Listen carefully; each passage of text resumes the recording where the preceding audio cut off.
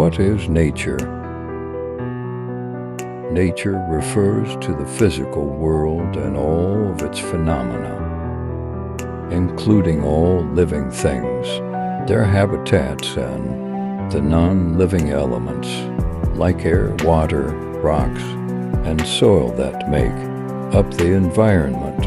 It encompasses the Earth's ecosystems, the diversity of life, and the processes that shape the planet.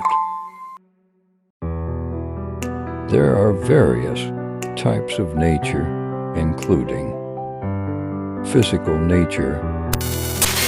This includes the natural elements such as air, water, land, and the geological features of the Earth. Biological nature. This refers to all living things, such as plants, animals, fungi, and microorganisms, and their relationships and interactions within the ecosystem. Wild nature. This encompasses natural areas that are largely unaffected by human activity, such as forests, deserts, and oceans. Domestic nature.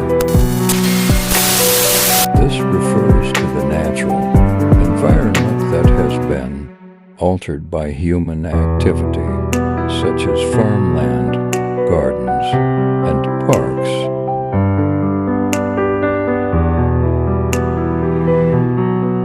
Artificial nature.